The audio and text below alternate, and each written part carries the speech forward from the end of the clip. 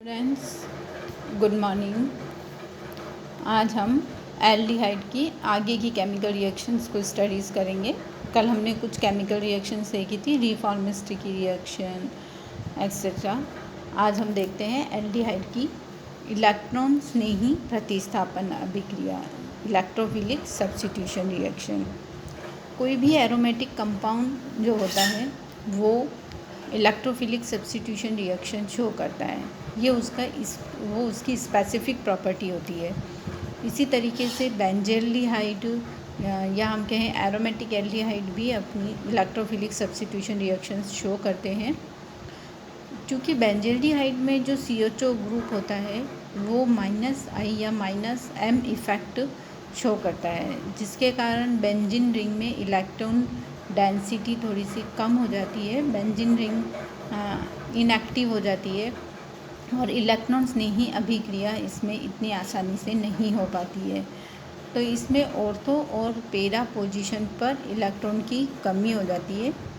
इस कारण इसमें इलेक्ट्रॉन स्नेही प्रतिस्थापन अभिक्रिया मेटा पोजीशन पर होती है। एरोमेटिक एल्डिहाइड्स में electrophilic substitution reaction Meta position पर होती है। देखिए ये जैसा हम इसकी मैकेनिज्म में देख रहे हैं, क्योंकि CHO ग्रुप -I ग्रुप की तरह बिहेव करता है। ये रिंग से इलेक्ट्रॉन ले लेता है और रिंग में ऑर्थो पोजीशन पर केटायन का फॉर्मेशन होता है। जब उस केटायन का रिंग में रेजोनेंस होता है तो ऑर्थो और पैरा दोनों पोजीशन पर केटायन बनता है। तो इसमें इलेक्ट्रोफाइल के अटैक के लिए मेटा पोजीशन ही सूटेबल होती है। इसीलिए इसमें electrophilic substitution reaction Meta position पर होती है। देखिए हम इसकी रिएक्शन देखते हैं। इसमें देखिए हम बेंजल्डिहाइड की रिएक्शन O2 की उपस्थिति में FeCl3 की उपस्थिति में O2 से करवा रहे हैं। तो इसमें इसकी ऑर्थो में इसकी मेटा पोजीशन पर हैलोजिनेशन हो जाता है और हमें मेटा क्लोरोबेंजल्डिहाइड मिलता है। इसी प्रकार इसका नाइट्रेशन हम करवाते हैं HNO3 और H2SO4 के साथ इसका नाइट्रेशन कराते हैं, तो मेटा पोजीशन पर मेटा नाइट्रोबेंजल्डिहाइड बनता है। फिर हम H2SO4 के साथ इसकी रिएक्शन कराते हैं, तो इसमें मेटा पोजीशन पर सल्फोनिक ग्रुप जुड़ जाता है। तो इसमें जितनी भी इलेक्ट्रोफिलिक रिएक्शंस होती है वो सारी मेटा पोजीशन पर होती है। नेक्स्ट हम देखते हैं कि बेंजल्डिहाइड या एरोमेटिक एल्डिहाइड जो होते हैं वो पर्टिकुलर स्पेशल रिएक्शन जो है वो इस कैटेगरी के कंपाउंड शो करते हैं। तो उनकी कुछ स्पेशल रिएक्शंस को हम स्टडी करते हैं। उसमें फर्स्ट है हमारा बेंजोइन कंडेंसेशन। बेंजोइन कंडेंसेशन में एल्कोहलिक KCN की प्रेजेंस में हम 2 एरोमेटिक एल्डिहाइड मॉलिक्यूल्स की रिएक्शन कराते हैं और इनमें एल्डिहाइड मॉलिक्यूल का डाइमराइजेशन हो जाता है और बेंजोइन का फॉर्मेशन होता है। देखिए यहाँ हम करवा रहे हैं एल्कोहलिक KCN के साथ इसका डाइमराइजेशन करा रहे हैं। तो इसमें C6H5 C double bond O और फिर CHOH C6H5 बन जाता है। इसे बेंजोइन कंडेंसेशन कहते हैं। इसकी मैकेनिज्म देखते हैं हम। इसमें एक बेंजल्डिहाइड मॉलिक्यूल पर पहले CN जो हमारा कैटेलिस्ट है वो इस पर अटैक करता है और वो उस कार्बन पर जुड़ जाता है और ऑक्सीजन पर एनायन का फॉर्मेशन हो जाता है।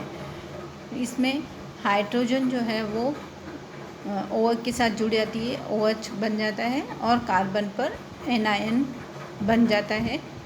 अब ये जो एनायन ग्रुप बना है इस पर दूसरा बेंजल्डिहाइड मॉलिक्यूल अटैक करता है।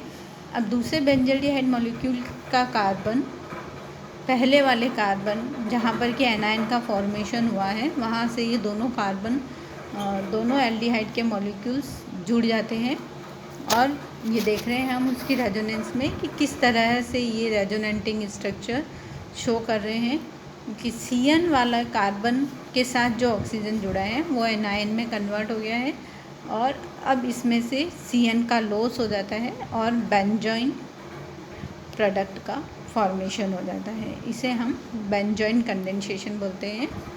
नेक्स्ट हमारी रिएक्शन है पर्किन रिएक्शन। पर्किंग रिएक्शन में एरोमेटिक एल्डिहाइड की हम एसिटिक एनहाइड्राइड के साथ अभिक्रिया करवाते हैं। इसमें जो भी एनहाइड्राइड हम ले रहे हैं उसमें कम से कम 2 अल्फ़ा हाइड्रोजन एटम होने चाहिए और इसकी अभिक्रिया हम दुर्बल क्षारीय माध्यम में कराते हैं, वीक बेसिक मीडियम में इसकी अभिक्रिया करवाते हैं। इसमें जो भी हम क्षार एज ए कैटलिस्ट के लिए काम में लेते हैं वो क्षार काम में लिए गए एनहाइड्राइड का संगत क्षार ही होना चाहिए। उसका सोडियम या कैल्शियम सॉल्ट ही हम यहाँ पर बेस कैटलिस्ट की तरह काम में लेते हैं और इससे जो उत्पाद बनता है वो अल्फ़ा बीटा अनसैचुरेटेड एसिड बनता है। इसे हम सिनेमिक एसिड भी कहते हैं। इसकी अभिक्रिया देखिए, C6H5CHO की रिएक्शन हम एसिटिक एनहाइड्राइड के साथ करा रहे हैं। उसी के संगत क्षार CH3CONA के उपस्थिति में हम इसकी अभिक्रिया कराते हैं तो इसमें सिनेमिक एसिड बन जाता है C6H5CH डबल बॉन्ड।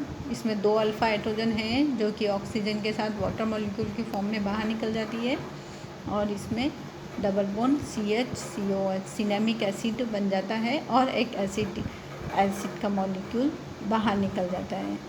इसकी पर्किन रिएक्शन की मैकेनिज़्म देखते हैं हम। जो क्षार होता है वो 2 टुकड़ों में टूट जाता है, केटायन और एनायन। यहाँ पे CH3CO- और Na+ बन जाता है।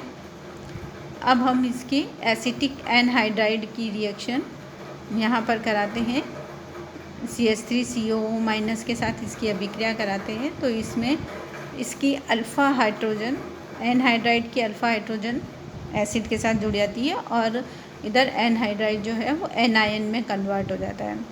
ये एनायन बेंजल्डिहाइड के दूसरे मॉलिक्यूल पर अटैक करता है और यहाँ बेंजल्डिहाइड के मॉलिक्यूल पर अटैक करता है और उसके साथ जुड़ जाता है। जैसा कि हम मैकेनिज़्म में देख रहे हैं, उसका एसिडिक मीडियम में उसकी अभिक्रिया कराते हैं तो वो हाइड्रोक्सिल ग्रुप बन जाता है। फिर जब हम इसको हीट करते हैं तो इसमें से वाटर का लॉस हो जाता है और C6H5CH डबल बॉन्ड CH बन जाता है। अब इसमें एनहाइड्राइड ग्रुप है, उसका हम हाइड्रोलाइसिस कराते हैं तो वहाँ पर एसिड बन जाता है, उसे सिनेमिक एसिड कहते हैं। इस तरह से पर्किन रिएक्शन में, ये देखिए, पर्किन रिएक्शन में एरोमेटिक एल्डिहाइड की अभिक्रिया एनहाइड्राइड के साथ बेस की उपस्थिति में कराने पर सिनेमिक एसिड का फॉर्मेशन होता है। अब हम नेक्स्ट रिएक्शन देखते हैं, क्लेजन-शिम्ट रिएक्शन। क्लेजन-शिम्ट रिएक्शन में एरोमेटिक एल्डिहाइड की क्रिया हम एलिफेटिक एल्डिहाइड या कीटोन के साथ इसकी अभिक्रिया कराते हैं। इसमें 2 अल्फ़ा हाइड्रोजन होते हैं जिनकी तरणु क्षार की उपस्थिति में हम अभिक्रिया कराते हैं और इसमें अल्फ़ा बीटा अनसैचुरेटेड कार्बोनिल यौगिक का निर्माण होता है। देखिए, इस तरह से हम इसकी रिएक्शन करा रहे हैं। पहले हम एल्डिहाइड के साथ करा रहे हैं तो इसमें C6H5CH डबल बॉन्ड CHCHO बन जाता है, सिनेमैल्डिहाइड बन जाता है। और इसी तरह से अगर हम कीटोन के साथ कराते हैं तो उसमें बेंजिल एसीटोन बन जाता है। इसकी हम मैकेनिज़्म देखते हैं, इस अभिक्रिया की मैकेनिज़्म देखते हैं हम। इसमें ये देखिए, कीटोन के साथ हम बेस के साथ इसकी अभिक्रिया करा रहे हैं तो कीटोन का अल्फ़ा हाइड्रोजन इसमें बाहर निकलकर कार्ब एनायन का फॉर्मेशन करता है और ये जो कार्ब एनायन बनता है ये बेंजल्डिहाइड पर अटैक करता है, बेंजल्डिहाइड के कार्बन पर अटैक करता है और ऑक्सीजन पर एनायन चार्ज आ जाता है और ये उसके कार्बन पर जाकर जुड़ जाता है। और फिर जब हम इसका हाइड्रोलाइसिस कराते हैं और इसमें से वाटर का लॉस हो जाता है और अल्फ़ा बीटा अनसैचुरेटेड कीटोन का फॉर्मेशन होता है। तो इस प्रकार से ये हमारी क्लेजन-शिम्ट अभिक्रिया होती है। इसके आगे की रिएक्शन हम नेक्स्ट क्लास में देखेंगे।